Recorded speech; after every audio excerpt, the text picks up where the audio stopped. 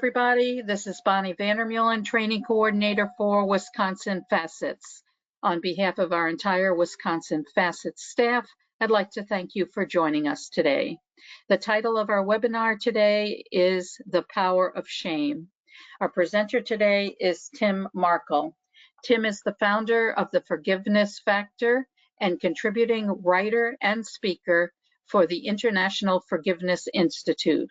He talks about forgiveness, addiction, suicide, shame, and more. Today, it's my pleasure to introduce to you Tim Markle. Tim? Thank you so much, Bonnie. It is my pleasure to be here today. It's always a pleasure to join Wisconsin Facets and reaching out to parents and professionals across Wisconsin. Today, I want to talk about shame.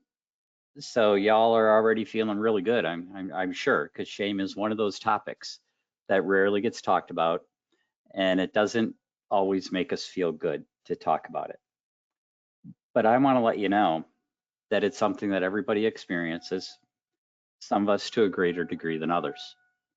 I approach shame not from a clinical research background, but I started to research this topic more because of my personal interaction with shame in my life, of looking back over the times where either in the past, either long ago past, or in the recent past, where I just felt very shameful of who I was and what I've done. And some of that's tied directly to addiction.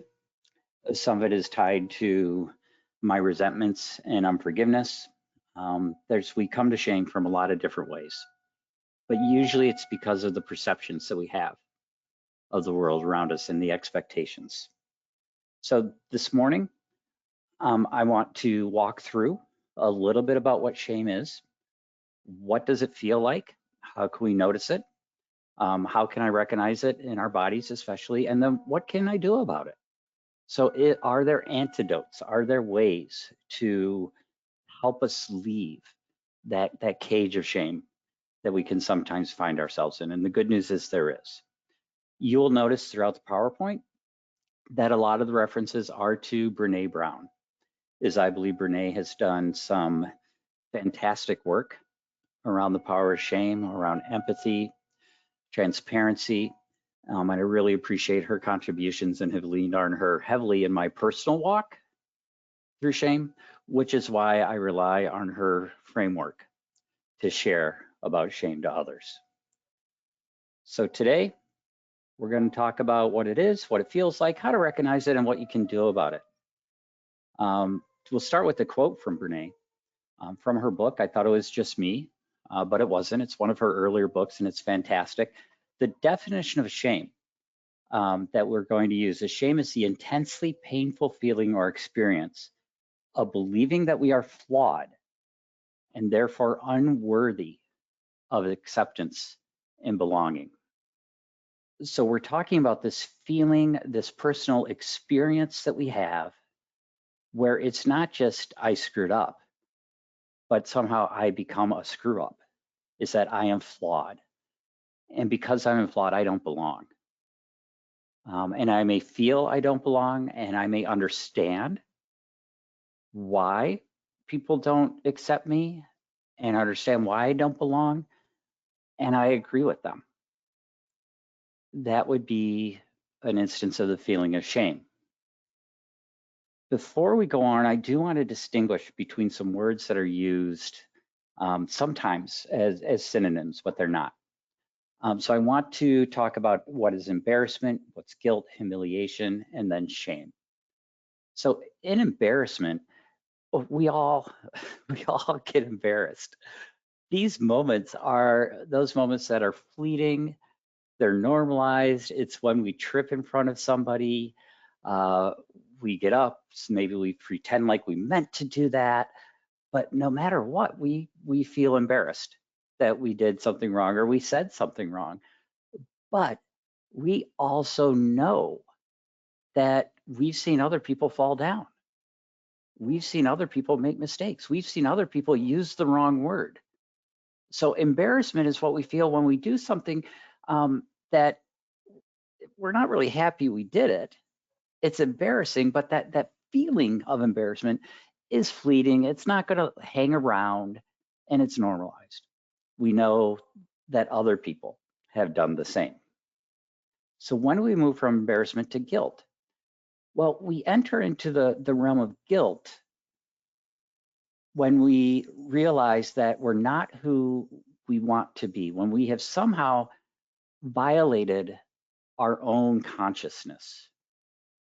So we do something that, it's not necessarily based on what the world says is right or wrong, but it's based on what I believe to be right or wrong for me. How I treat somebody can be right or wrong, depending on me. And so guilt comes up when I do something that violates my personal ethics. I make a mistake, and it's a mistake that either harms myself or harms somebody else. One of the ways that I try to picture this is I think about a school setting, and let's say that there are, of course, prepackaged treats that have been brought in for each child. Or maybe in that classroom, the teacher asks a question, the child gets the answers wrong. They may be embarrassed, but that embarrassment will be fleeting and normalized because they're in a class that other people have gotten it wrong. Well, what if somebody brings in treats and that child takes their cookie? The teacher says, okay, everybody can have one cookie. And the child has a cookie in one hand and he reaches for another cookie. And the teacher gently says, remember, we're only taking a cookie right now, one cookie right now. Well, that child may be embarrassed, but that's going to be momentary and it's going to be normalized. He probably isn't going to be the only kid that had to be reminded. He or she is going to move on. Guilt would be if that child wishes he could take it back. So they take an extra cookie, and then there's maybe not enough at the end of their best friend. Maybe didn't get one. Well, chances are they're going to feel guilty about that. They realize that they shouldn't have done it. They made a mistake. They wish they could take it back. And so they have that feeling of guilt. Now, what happens in the case of humiliation is that we might have that same situation of guilt where we realize that we might have done something wrong.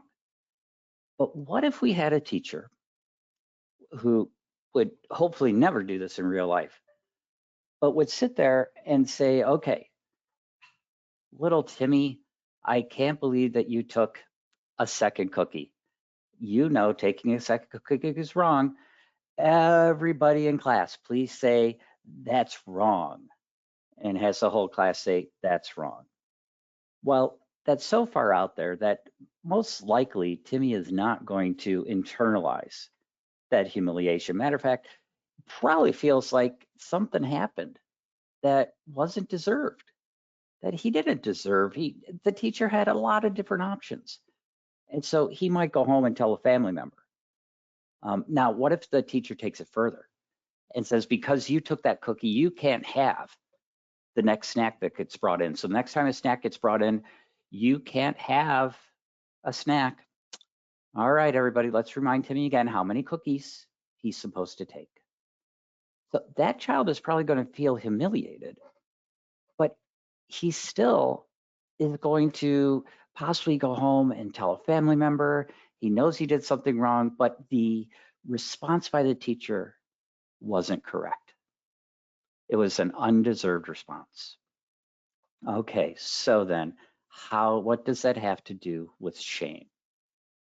Shame occurs when we feel like our behaviors lead to who we are, that we are always wrong, that something is inherently broken within us, that we have done something irretrievable, that we can never overcome it, that this is who we are.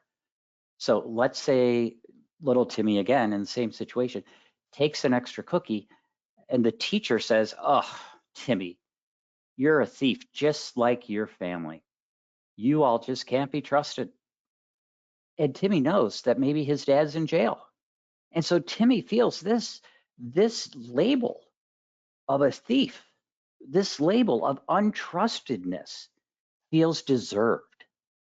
That, yep, that description fits who I am. Sure enough, I am a thief. And Timmy feels that shame and starts to believe in that label of thief. And he carries around that as shame. Now, hopefully no one is going around labeling you as thieves, but we do get labeled and we do feel shame. We feel shame about sometimes how we look, shame about how good a job we do. And there's times where people just let us flat out know that we have let them down. And maybe they say stuff like, "You're never going to be my friend again." And it hurts. And sometimes we can feel guilty. Sometimes we can feel embarrassment. But sometimes we start to believe that I can never be anybody's friend, that I'm not worthy of being a friend. So just want to get you an idea about what we're talking about when we talk about shame. Now, one of the things we need to realize is that shame, you cannot shame or belittle people into changing their behaviors. Shame is still used as a behavior modification exercise. It's if we could get somebody to feel bad enough about their behavior, they're going to change it, right? Well, yes and no.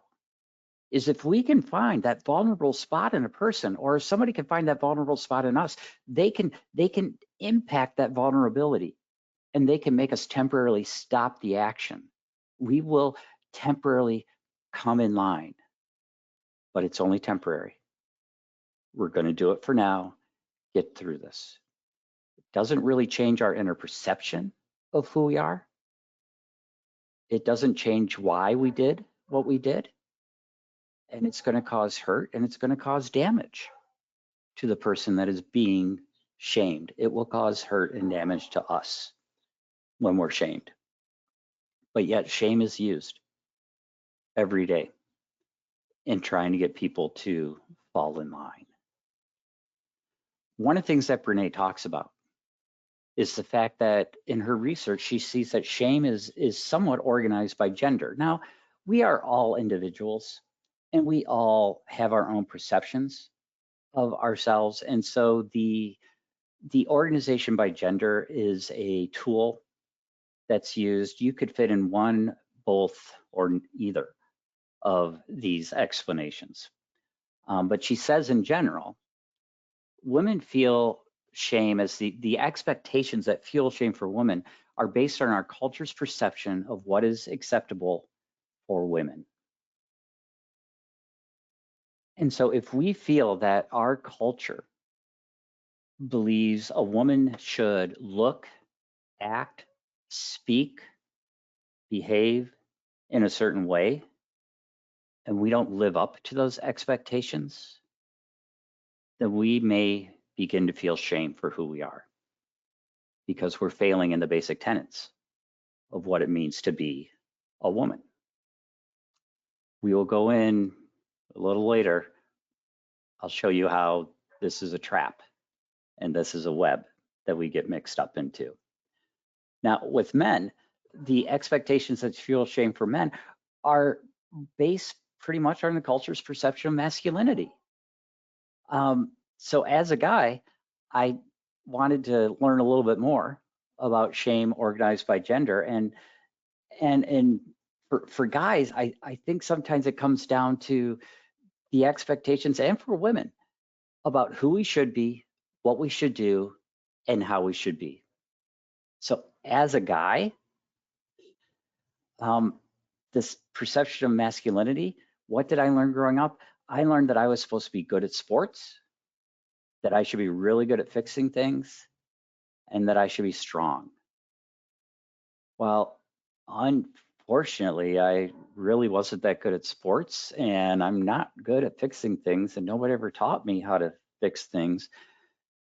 And so from not learning that growing up and feeling that growing up, now as a father, as a husband, as a homeowner, When something goes wrong in my house and I have to ask somebody for help, that little pit of shame wants to come back up. You should know how to do this. Every guy knows how to do that. You can't even change a simple faucet. What? There's YouTube videos. Just watch the videos and do it. Anybody can do it. Anybody but you. These are the voices of shame for guys. Now, shame can be influenced with our family's thoughts about who we should be. It's that whole not living up, is buying into other people's expectations for us. And then when we don't live up to those expectations, instead of saying, well, maybe that's not really what I want to be, we feel like we have failed them. Like we have done something wrong, that we are something wrong, that we are somehow a failure. So who we should be, what we should be, and how we should be. Now, the shame is also influenced by not just our immediate family, but it could be influenced by our faith background if we have one, by our culture, the community, the media around us. Brene talks about women and their shame as being a multi-layered web that just seems to trap women in all these expectations. For example, if you have the opportunity and choice to become a mom, well, it seems the expectations of being a mom is that you need to be loving, patient, but yet you need to be assertive, in control. And even though you just gave birth, you should also be thin, and you have to be understanding of everybody, and you should have a job and make sure you maybe not have to do all the chores, but it's your responsibility to make sure the house is cleaned. Well, this is an impossible task. Nobody can fulfill all those expectations. And so this web can trap people with all these expectations. Brene describes it for men as more feeling like you're trapped inside a box. And the thing for men is you can sit there and list all these things about women, how you should be loving, patient, assertive, thin, in control, beautiful, blah, blah, blah, blah, blah. Men sometimes can just get down to the core and say, what is it you're not supposed to be? You're not supposed to be weak. No weakness, which can be a very shameful message for men to internalize. So let's dig a little bit deeper. So what we have is we have shame on one side, and shame breeds fear, it breeds blame, and it breeds disconnection. Is that fear can cause the disconnection, but it can also, shame could bring about a fear of just flat out engaging with the world around us because we don't feel worthy. We need to find someone else. Sometimes we will reach for someone else to be at fault. And so we give up power over our own life because we blame other people for causing us to be a certain way. And no one really likes the feeling of powerlessness. And then it breeds disconnection. As our relationships become strained, as we begin to feel like if the person only knew who we really were, then they wouldn't be with us. It can lead us to feeling diminished, rejected, unworthy. When I am in my shame space, I physically feel smaller. I feel like I revert back to a 5 or a 6-year-old, and I am helpless, and I am just sitting in that corner hoping someone will save me. So how can we counter shame? Well, we counter shame by building up our shame resilience, by building up by building up the recognition of shame and believing that we have the power to live a different way than we've always lived, that we can grow from our experiences, that we are not destined to repeat every mistake. Brene puts it as shame resilience as the ability to recognize shame when we experience it and move through it, not avoid it, but move through it in a constructive way that allows us to maintain our authenticity. We're true to ourselves and grow from our experiences. We're not just saying, oh, well, that sucks. Hopefully next time it'll be better. No, we consciously are making different decisions, and we are actively working to recognize and work through the shame in our life, so we're less likely to either fall in the shame web or the shame box. One of the keys that Brene says to shame resilience is the ability, her research shows that the ability to give and receive empathy is one of the keys to shame resilience. So what is empathy?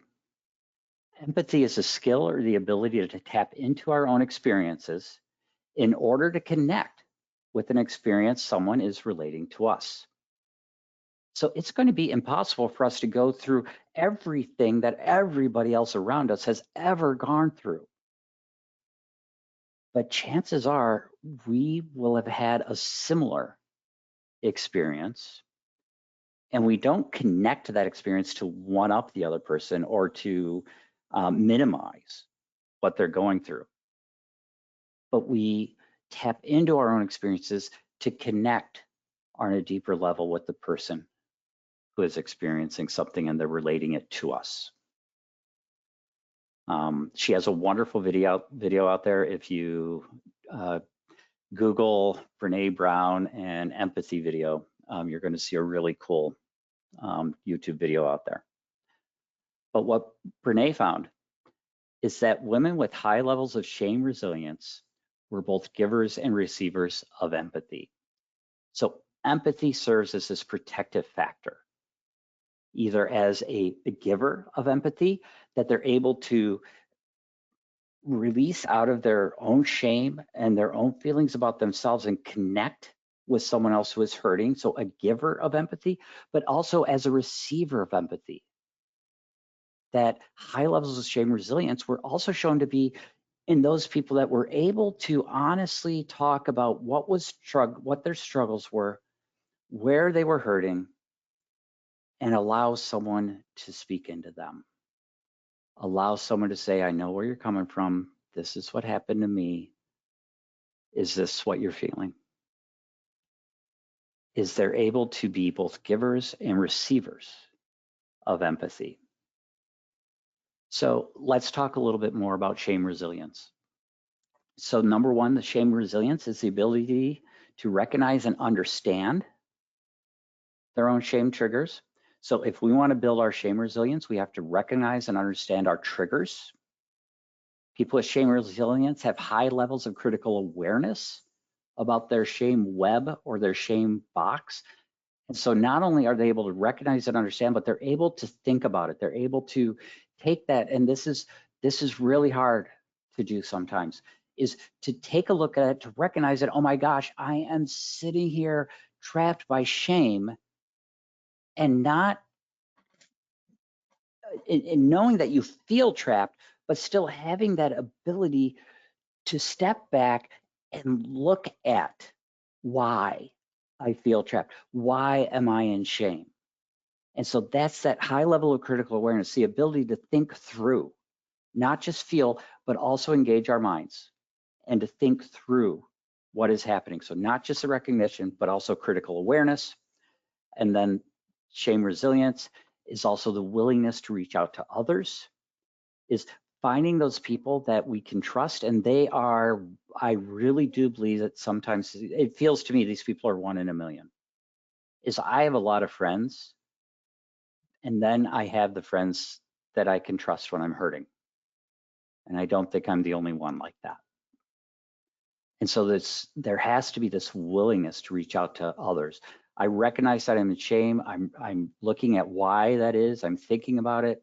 And then I'm willing to reach out to others, share that I'm hurting. And beyond that, able to speak the fact that I feel shameful, that I am ashamed of what I've done. I'm feeling ashamed of who I am. That is a tough conversation if you're on either side of it. But it's that ability to recognize, become aware, be willing to reach out, and then to speak shame. To speak that, I just don't feel guilty about something that I did. I really do feel like I don't belong. I really feel like everybody would be better off without me. That shame, that's speaking. And if we can have the ability to speak that to others, we give them the opportunity to express empathy to us, and that connection serves as resilience to further shame. Now, the other thing is that also when we recognize shame for what it is, then we begin to hear it in other people. And we're able to bring empathy to the situation to maybe help them work through their own shame. So how do we deal with shame normally if we're not aware and not understanding shame? Well, we use something that Brene Brown calls the shame screens. And so these are the defense mechanisms that we automatically put up when shame gets triggered in us to keep us from feeling it deeper. And so we have to learn to recognize these shames and these triggers and try to move to awareness and understanding of them. So with the shame screens, what we're looking for is Brene describes just three simple ways that we normally use shame screens. One is to move away. We get out of the situation. We want to pretend that it never happened. We just get out. And this may work for a little while, but it doesn't really work on alleviating the feeling of shame. It just gets us out of the situation, which some situations you need to get your butt out of. But when we put up a shame screen, we have a situation where we should work through something and we just move away and we choose to ignore it. The other way we use a screen is that we then totally move toward someone else. And so someone maybe goes and tries to shame us, so we feel shame with them. And instead of moving away from them, we try to get closer to them and we try to make friends with them and we just want them to like us all the more. And we move toward them in an unhealthy way. And then the third screen she talks about is that we get very defensive and we begin to move against. Someone shames me, then I'm going to do everything I can to make their life miserable. And I'm going to prove that if they made me feel a certain way, it's because they're wrong. And I will do everything I can to prove they're wrong, and I will move against them. Now, we enter into these reactions when we get triggered by shame so quickly that we may not even be aware that we are reacting, that we're pulling back, that we're trying to move into a deeper relationship so that we can feel liked and feel loved, or that we have this visceral reaction against someone. They can happen so quick that we don't even realize that we are reacting. And so that leads us to needing to recognize what shame is, recognize when these when these screens are being triggered. And so Brene walks through, and she has some wonderful resources on her website about how to work through recognizing shame and how our bodies react and how we feel. So when you think of a time that you felt shamed, where does it feel like it locates itself in your body? For me, I feel it mostly in my shoulders. Is when I am in the shame space, my shoulders are very low. They're very drooped, very kind of submissive. It feels like there's a weight on them. I feel really small and I want to disappear. I mean, I'm 6 feet tall. And when I feel shame, man, I feel under 5 foot. I mean, I feel small. She says, if shame had a taste, what would shame taste like? What sort of taste does that leave in your mouth? What kind of smell do you associate with shame? And then if you could touch shame, what would it feel like to touch? And when we're in our shame moments, what taste is in our mouth? What smell is in our nose? What do the ends of our fingers feel like? Because shame is one of those feelings, one of those reactions it's a bodily reaction as well as an emotion. And obviously it's also a mental state. So overall for me, my body reacts to a state of powerlessness, and my emotion and my mind revert me to a state of powerlessness. My body feels like there's a weight on the shoulders. I feel smaller. I have a taste like sour milk in my mouth. It smells like death. And the touch just feels like if I pick something up, it's just going to decay, that there's nothing real, nothing substantial left. And that's how it feels like when I'm in shame. And so we look at how does our body react? How do we feel?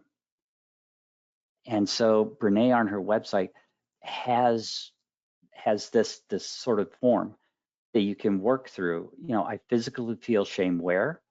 What does it feel like? I know I'm in shame when I feel. So when I feel small, I know that I'm probably in shame. If I could smell and if I could touch.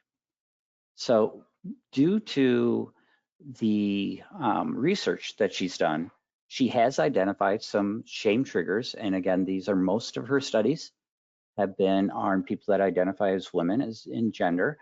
And so the shame triggers that she has identified mostly for women have to do around appearance and body image, motherhood.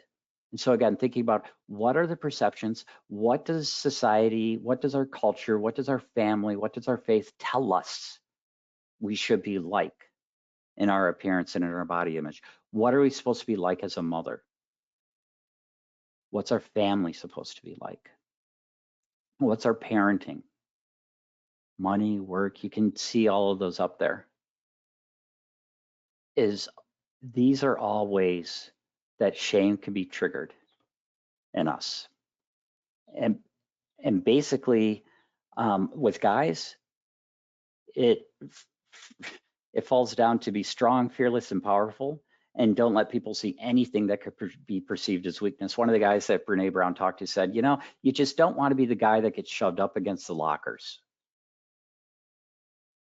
And so you don't want to be wrong, you don't want to be defective, you don't want to be soft, you don't want to be afraid, and you don't want to be ridiculed or criticized, because that means you could get pushed into the lockers. Now, you may be someone listening going, wow, those feel more like my shame triggers, but I'm a woman. Yeah, guess what? We get to be individuals. We don't fall neatly into any categories. Do I also struggle with appearance and body image and sex? Yep, sometimes I do. Do I sometimes feel shame because of my parenting, because of something my kids did, because I wasn't as good a parent as I? Yep, certainly. But I also feel this need to be strong, fearless, and powerful. So these are just broad categories. So Brene takes us through one of the ways that we can look at our triggers is look at what of our unwanted identities. What do we want? How do we want people to perceive us? Can be asking that question can lead us to identify where's the situations, when are we more liable to fall into shame? So we look at our unwanted identities of I want to be perceived as blank. So maybe I want to be perceived as strong, but I also want to be perceived as needy. There's times where I want someone to take care of me. Well, how does that fit in with the perception of being powerful, strong, and fearless? So how do I want to be perceived? I want to be perceived as strong. I want to be perceived as successful. I want to be perceived as, you know, any number of things. And then what do I I do not want to be perceived as. So I do not want to be perceived as weak. I do not want to be perceived as out of control. I do not want to be perceived as maybe needy, goes in there again. Because what we do is, as we look at how we want to be perceived, and more importantly, how we don't want to be perceived, we have the opportunity to look at, okay, so I don't want to be perceived as weak. All right, where did that perception, what does weakness mean to me? What does it mean for me to be weak? Why do I think weakness is something to be avoided? Where did I get this message that weakness is bad? Am I buying into a message from one family member, many family members? Am I buying into a message from the media? Am I buying into what I see on YouTube? And sometimes it comes down to realizing, what are the messages that we're saying to ourselves? What am I constantly telling myself during the day when I do good things, when I do not so good things, when I make mistakes? What is the message that I am sending to myself? Is it a shameful message of, oh, you screwed up again and you're always going to screw up, you're just a screw up? Or am I setting the message of, hey, you know what? Other people screw up too. This is normal. It's not who you are. It's a moment in time. Let's move forward. The other thing to ask is, if people reduce me to this list of perceptions, if I am only those things that I think people want me to be, what important or wonderful things will they miss about me? We are just so wonderful, amazing, complex individuals that if people just see us as our weakness, see us as our failures, see us as our mistakes, they're going to miss wonderful things about us. If I just see me as my failures and mistakes, I'm going to miss wonderful things about me. So we are aware of the triggers. The triggers then bring up the shame screens. As we move away, we move toward, or we move against. So these next few slides I've sort of already talked about. So how do we practice the critical awareness? Well, we realize that what we can either take those shameful moments and we can reinforce them and tell ourselves, oh, I should feel ashamed for that. That's something I should definitely feel shame for. And individualizing, I'm the only one who's ever screwed up this badly. This is all on me. And wow, there's something really screwed up about me. So you reinforce the shame, individualize it, and then pathologize it. Is that it's not just something I did, it's something I am. Now, how do we counteract that? So if we're going to look at the how to be resilient, is we look over on the right side, and we have to work on demystifying, contextualizing, and normalizing. So demystifying is, I may not have all the answers, but I'm going to share what I know with others.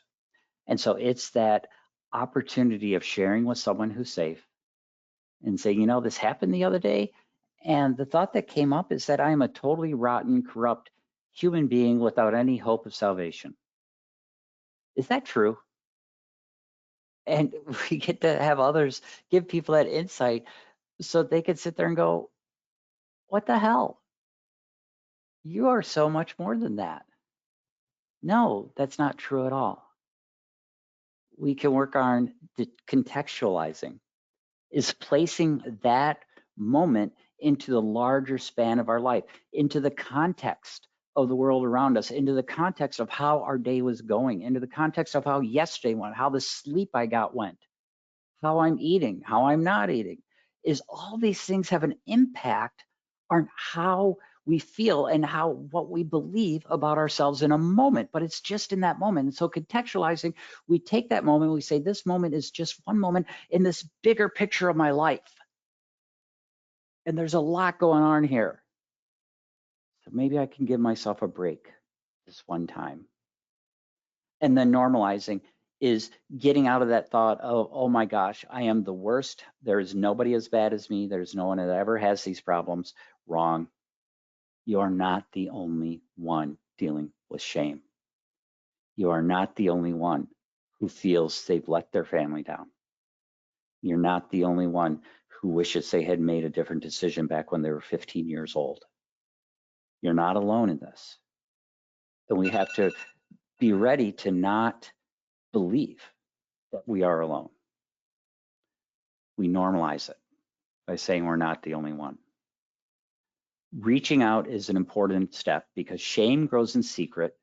It likes to grow in the dark and grows in silence. So if you take nothing else away, remind yourself that shame grows in secret, it grows in the dark, and it grows in silence. And one of the most powerful things to combating shame is to find someone that you can talk to about it.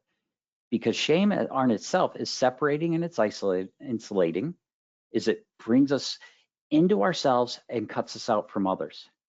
And the remedy to that is to share our story and to share change, and to share our story and to create change in our own lives. So when I'm able to do this talk in person, I go through and I ask people to stand up. If their family, if you or your family has ever experienced addiction, mental health diagnosis, stigmatized illness, maybe domestic violence, sexual assault, child abuse, suicide, violent death, criminal activity or incarceration, serious debt, bankruptcy, abortion, non-mainstream religious beliefs, poverty, low education attainment. And usually everybody's standing by the end. All those things are that list are ways that we other people, is we say, well, at least I'm not them. Well, I don't have an addiction, but maybe you've lived in poverty. I don't have low educational attainment, but maybe you've been traumatized by violence or an assault. Now, what we do is we put people, we make people into those people because we know we're vulnerable to being judged and shamed. We need to realize that we are all someone else's other. Is that other people have us in these categories, and it doesn't feel good. It sucks. And so we become aware of when we are othering other people, when we are putting them into those people, those other people categories. One person once told me, it's like, yep, you begin to realize what the non-casserole parts of life are. I'm like, what the heck do you mean, the non-casserole parts of life? And she's like, well, if you have something go bad in your life, people know that you just got out of the hospital or someone in your family dies, they'll bring you a casserole. But if your son's diagnosed with a mental illness, there's no casseroles coming. Why? Because we have decided that hospitalization, you are worthy of love and compassion, but there's other parts of life that are the non-casserole parts of life that, for whatever reason, society has deemed unworthy of care. And we have got to get beyond that. And we have to get beyond it in ourselves and in the way that we react to other people. And so what do? We start by sharing our story and creating change in ourselves. So we take that risk of finding someone to talk to, and then we begin to tell ourselves over and over and over again, and we have other people help to tell us that I can change. I am not the same person I was yesterday. I am not powerless against my future. I have the power to create change in my own life. And we can start by creating small instances of change. And so what do we talk about then when we talk about speaking shame? So we talk about, we can either shut down and we just go into, and this is my favorite way, I just go into this depression and I just want life to pass me by. And people can't even know what's going on because I don't want to interact with them. Or people begin to start actively acting out, and this is where a lot of addictions take hold, is people start acting out in their addictions. So instead, our resilience factor is to speak the shame, express how we feel, and ask for what we need. We move slowly and deliberately. We move in awareness. Telling someone how we feel takes more courage and is often more powerful than verbally attacking them. And so we learn to practice courage, as we learn to practice vulnerability. Again, not with everybody, but we start to cultivate it. We practice courage in a culture of fear. We start to believe that perfectionism is a gateway to shame. Wouldn't it be great if we could just edit together the best clips of our lives and that's what everybody saw? But they don't. They get to see the mess and they get to see the mistakes. We can't edit together our best clips. And if we insist on believing that our life only consists of our best clips, then we're going to leave ourselves very vulnerable to shame instead of to resilience. So we really need to take a look at perfectionism. For me, I think about perfectionism in body image. I have to be careful when I begin to blame or hate my body for failing to live up to expectations. This growing old is not for suckers. It's not for the weak. Growing old is sometimes kind of hard here. But what happens when we begin to blame and hate our bodies is we start splitting ourselves into parts. And we lose that sense of wholeness, that sense of our authentic selves. Another area that I see going on is in the area of caregiving. There are different ways of caring for people, and caregiving is different from parenting, as we have a lot of our parents with children with special health care needs are caregivers and their parents, and they're two different things. And so understanding that if I am being a good parent, people may think I'm not being a good caregiver, but I'm being a good parent. And it's going to be really hard to be perfect as a parent and in caregiving. You can't be perfect anyway. But if you are expecting caregiving to look at the same as parenting, and as my parents grow older, I'm realizing this difference as well, is that there is this caregiving that I am trying desperately to do well. And guess what? It has to do with another person, which means that I have very, very, very little control over it. So, shame resilience is we work from moving from fear and blame and disconnection by recognizing our shame, recognizing our triggers, recognizing when we're in shame, and then becoming vulnerable to someone, not blaming ourselves for being in shame. It takes empathy, that connection to somebody else who isn't just going to sit there and say, oh, yeah, life sucks. Or, gee, you think you have it bad. Let me tell you how bad I have it. Or dismisses. What, you feel bad about that? Those are not empathetic statements. Those are not the people that are going to help us get through shame. We need those people that will sit there with us, that will listen to us, and that can connect on an emotional level. That it's not just a intellectual exercise, but they truly try to understand what we're going through. Becoming resilient to shame takes courage, it takes compassion for yourself and for others, and it takes connection.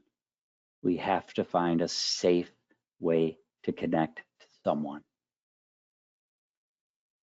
And so the short which, yeah, after 45 minutes, 50 minutes, short is not a word that you would probably think about, but the short thing is that we all are going to experience shame. We need to recognize it. We need to figure out how we're running away from it, how we're avoiding it, and then we need to face it with empathy, which includes courage, compassion, and connection. If we can live a life with courage, compassion, and connection, then chances are we're going to be able to resist shame, and we're going to be able to be resilient for when shame does come. I wanted to share a quote from Dr. Harriet Lerner from The Dance of Connection. She says, "We cannot survive when our identity is defined by or limited to our worst behavior. Every human must be able to view the self as complex and multidimensional. When this fact is obscured, people will wrap themselves in layers of denial in order to survive. How can we apologize for something we are rather than something we did? I cannot limit my identity to my addictions. I cannot limit my identity to the mistakes that I made 1, 5, 10, 25 years ago. I can't define myself by the mistakes I made 1 minute ago. I am more than my mistakes. I am more than my worst behavior. Each of us are complex and multidimensional.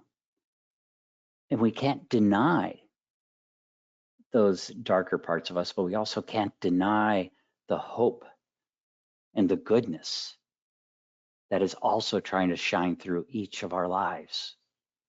That is that core inside of us as unique and special people with inherent worth. Don't get caught in the trap of shame. Don't get caught in the web of shame. Identify it and work to become resilient to it. I believe that you're all amazing, fantastic individuals. And in that belief, I hope that you will go and do amazing things. If you want to learn more about Forgiveness Factor or receive a weekly forgiveness boost, find out where different talks are going on forgiveness or other mental health stuff. We do have a class that will be going on in Stoughton in beginning of September through the health and wellness part of the hospital. You can also email me, get on the mailing list, find out what's coming up next. But thank you for listening. I believe we now have about 3 minutes, not long, but I will end the slideshow. Actually, I'm going to keep this slide up there so you can write it down. But if you have any questions, Bonnie, if they put it in the chat, or I can never remember how questions are handled, but we got about 3 minutes. Actually, I do have a comment and a question for you, Tim. Great. The questioner says, my daughter has high functioning autism and ADHD. In the 5th grade, she had a teacher who was very much like the one that you described in the worst case scenario. We pulled her out as soon as we realized what was going on, but 5 years later, we are still dealing with this long-term shame. What would be the best form of therapy to help her to overcome this? I am going to revert back to my beliefs. So one of my masters is in counseling. So I spend a lot of time looking at different counselings, different therapies. I would not, if she's able to do cognitive behavioral therapy, CBT, that's shown to have some good results in trauma, in helping people work through trauma. But I consistently read about studies where the most important factor in recovery and in help is the quality of the relationship between the counselor and the counselee. And so no matter the type of counseling, what's going to be important is that there is someone that she can connect with, that she trusts, that she believes, that gets her as her unique self. And so I believe that there are many different forms of counseling that can work for different people. But if you don't have a good relationship with your counselor, if you don't believe or trust them, it's not going to be effective. And so the quality of that relationship is more important than the form of counseling. Again, one person's opinion. Okay, we do not have any others at this time. I would suggest anybody who has further questions, Tim, if it's okay for them to use your contact information there to get a hold of you after the live webinar today. Would that be okay? Absolutely. I check it every day, waiting for that book deal to come through. Well, thank you very much. We appreciate it. I'd like to No thank problem. you for your time today. I know that I learned a lot about the factor of shame, and I'm sure that everybody who participated on our webinar today did the same. So thank you again, Tim. Thank you, Bonnie. Thank you all for joining us. This concludes our webinar. We'd like to thank everybody for joining us today. Please be reminded that Wisconsin Facets has over 100 trainings and webinars for this year, and we are working on our training calendar for next year as well. Please check our website calendar and register for any of the upcoming trainings that may be of interest to you. And please watch for the short evaluation that's coming your way after today's live presentation. Again, thank you, everybody, and have a good afternoon.